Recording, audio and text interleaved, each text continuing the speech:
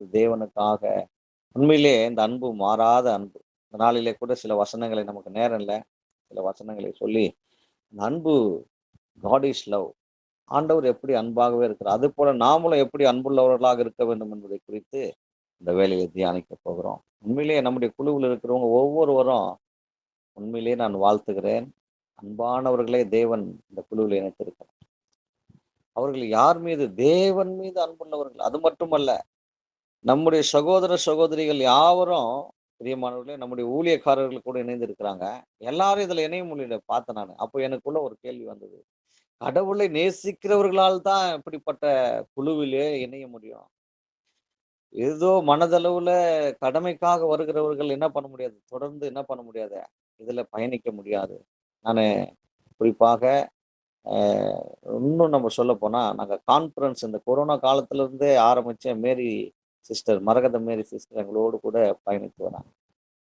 உண்மைய நம்ம சொல்லணும். அவங்களலாம் மறக்கவே முடியாது. ரொம்ப அன்பான எங்களுடைய அந்த குழு. ஏன்னா கடவுள் மேல் அன்பா இருக்கும்போது தான் மற்றவர்கள் மீது நம்ம அன்பா இருக்க முடியும். மற்ற காரியங்களை நம்ம என்ன பண்ண முடியும்? எந்த ஒரு சாக்கு போக்காக சொல்லாம கலந்து கொண்டு செய்ய முடியும்.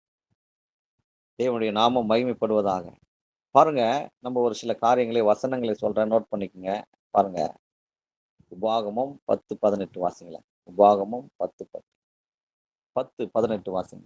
வசனங்கள சொல்றேன். ஏன்னா நம்ம பேசிட்டே இருந்தா வசனங்கள விட்டுருவோம். இந்த நாளிலே தேவனுடைய அவருடைய வார்த்தைகளை நாம் தியானிப்போம். வாசிக்கலாம். அவர் உபாகம் திக்கற்ற பிள்ளைகளுக்கும் விதவைக்கும் நியாயம் செய்கிறவரும்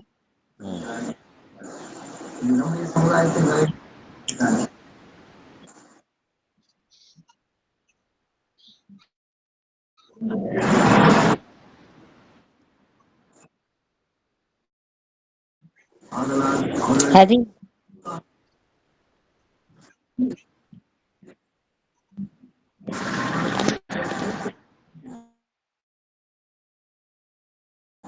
இல்லைங்க ஐயா, அவர் படிச்சதுதான் கரெக்ட். அவர் திக்கற்ற பிள்ளைகளுக்கும் விதவைகளுக்கு நியாயம் செய்கிறவரும் அந்நியன் மேல் அன்பு வைத்து அவனுக்கு அன்ன வஸ்திரம் கொடுக்கிறவருமா பாருங்க இருக்கிறார். பிரியமானவர்களே, ஆமென். நம்முடைய பிதாவாகிய தேவன் மனிதர்கள் மேல் அன்பு வைக்கிறவர். நம்மை மட்டும் நேசிக்கிறாரா? இல்ல. அந்நியன் மேல் அன்பு வைக்கிறவர் தேவன். பாருங்க. அதைத்தாங்க சொல்லுகிறார். விதவைகளை மட்டுமல்ல, இந்த உலகத்துல நிறைய பேர் கேட்குவாங்க. நான் தான் கடவுளை கும்பிடுறேனே, என் மேல என்ன பண்ணல? ஆனா மத்தவங்க எல்லாம் எப்படி இருக்கிறாங்க? பாருங்க, நம்முடைய தேவன் அந்நியன் மேல் அன்பு வைக்கிறவர். பிதாவின் அன்பு எப்படிப்பட்ட அன்பு பாருங்க பிரியமானவர்களே. அந்நியர்கள் மேல அன்பு வைக்கிற தேவனாய் காணப்படுகிறார் என்று இங்க அருமையாய் சொல்லப்பட்டது. இன்னொரு வசனத்தை கூட நம்ம வாசிக்கலாம். அதே உபாகமம் 7வது அதிகாரம் 8வது வசனத்தை ஒருத்தர் வாசிக்கலாம். உபாகமம் 7:8. கர்த்தர் உங்களில் அன்பு கூர்ந்ததினால் உங்கள் பிதாக்களுக்கு இட்ட ஆணையை காக்க வேண்டும் என்பதினால் கர்த்தர் பலத்த கையினால் உங்களை புறப்பட பண்ணி அடிமைத்தன வீடாகிய எகிப்தினின்று அதன் ராஜாவான பார்வோனின் கையில் நின்று உங்களை மீட்டுக் கொண்டார். ஆமீன். பாருங்க பிரியமானவர்களே. கர்த்தர் நம்ம மீது அன்புள்ளவராக இருக்கிறார். அதனால தான் நம்மள என்ன பண்ணாரு? அவங்களுடைய கையிலிருந்து மீட்டு நடத்துகிறவரா இருக்கிறார். பிரியமானவர்களே, இதனுடைய நாமம் மகிமைப்படுவதால். ஏன் நான் சொல்றேன்னா, கர்த்தர் உங்களில் அன்பு கூர்ந்ததினாலும் உங்கள் பிதாக்களுக்கு இட்ட ஆணையை காக்க வேண்டும் என்பதினாலும். உபாகமம் 7:8 நான் உங்களுக்கு வாசிக்கிறேன் பாருங்க. கர்த்தர் உங்களில் அன்பு கூர்ந்ததினாலும் சொல்றாரு பாருங்க. சகல ஜனங்களிலும் நீங்கள் திரட்சியான ஜனம் என்று கர்த்தர் உங்கள் பேரில் அன்பு வைக்கவில்லை. மேல வசனங்களை நான் சொல்லி வாசிக்கிறேன் பாருங்க. பாருங்க, நீங்க பெரிய ஆள்ரா, நீங்க பெரிய ஜனக்கூட்டம்னு உங்க மேல அன்பு வைக்கல. நீங்க அவர் சொல்றாரு பாருங்க, நீங்க கொஞ்சம் ஜனம். பாருங்க, கர்த்தர் உங்கள் பேரில் அன்பு வைத்து உங்களை தெரிந்து கொள்ளவில்லை. நீங்கள் சகல ஜனங்களில் எப்படி இருந்தீங்க? கொஞ்சமா இருந்தீங்க. ஆமா. நிறைய பேர் சொல்லுவாங்க, எங்களுக்கு யார் இருக்கிறாங்க பாஸ்டர்? நாங்க தான். இல்ல, தேவாதி தேவன் உங்களோடு கூட இருக்கிறார். ஏன்னா அவர் கர்த்தர் உங்களை அன்பு கூர்ந்ததினாலே. பிரியமானவர்களே, அவர் சகல காரியத்திலிருந்து உன்னை விடுவித்து அவர்களை எப்படி அடிமைத்தன வீடாகிய எகிப்தினின்று அந்த ராஜாவான பார்வோனின் கையினின்று எப்படி விடுவித்து மீட்டு கொண்டாரோ அதே போல உங்களை மீட்டுக் கொண்டு இன்றைக்கு அவருடைய கரத்திலே வைத்துக் கொண்டிருக்கிறார் என்பதை நீங்க மறந்து விடாதீர்கள். பாருங்க, அவர் தம்மில் அன்பு கூர்ந்து தம்முடைய கற்பனைகளை கைக்கொள்கிறவர்களுக்கு 1000 தலைமுறை மட்டும் பாருங்க, அவர் தயையும் இரக்கத்தையும் செய்கிறவரா இருக்கிறார். சாதாரணமான தேவன் அல்ல பிரியமானவர்களே. பாருங்க, உன் தேவனாகிய கர்த்தர் தேவன் தம்மில் அன்பு கூர்ந்து தமது கற்பனையை கைக்கொள்ளுகிறவர்களுக்கு 1000 தலைமுறை மட்டும். எவ்வளவு பாருங்க, எவ்வளவு ஆசீர்வாதம். தேவனிடத்துல நீங்க அன்பு கூர்ந்து இப்படி காலையில வருகிற போது, காலையில தியானிக்கிற போது உங்களுடைய சந்ததி 1000 தலைமுறை மட்டும். ஆமா, எவ்வளவு ஒரு பெரிய காரியத்தை செய்யறாரு பாருங்க பிரியமானவர்களே. எரேமியா வாசிங்க. எரேமியா 31:3 கூட நம்ம வாசிக்க கேட்போம். எரேமியா 31:3 நம்ம வாசிக்க கேட்போம். தேவன் நாம் மகிமைப்படுவதாக. எரேமியா ஐயா எரேமியா 31:3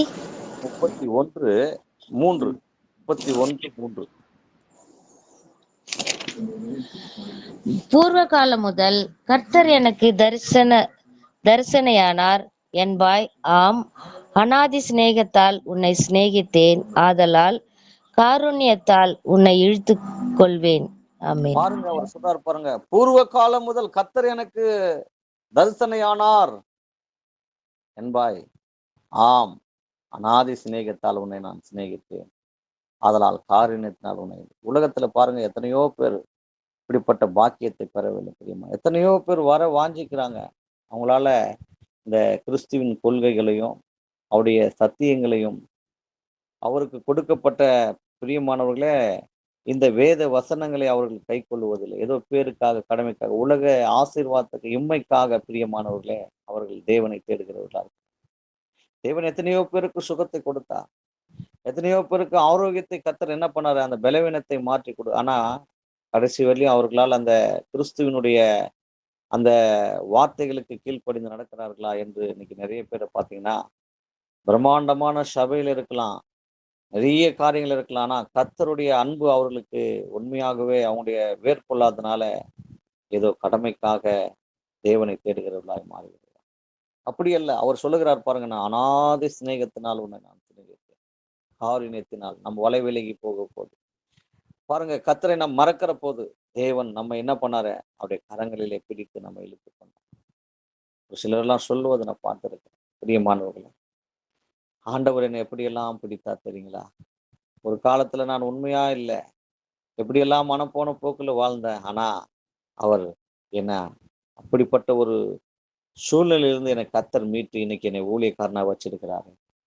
கர்த்தருடைய சன்னதியில நிற்க எனக்கு கிருபை செய்திருக்கிறார், இப்படிப்பட்ட ஊழியங்களை செய்ய கிருபை செய்திருக்கிறார் என்று எத்தனையோ பேர் சொல்வதை நான் கேட்டிருக்கிறேன். ஒரு அன்பு பெரியது பிரியமானவர்களே.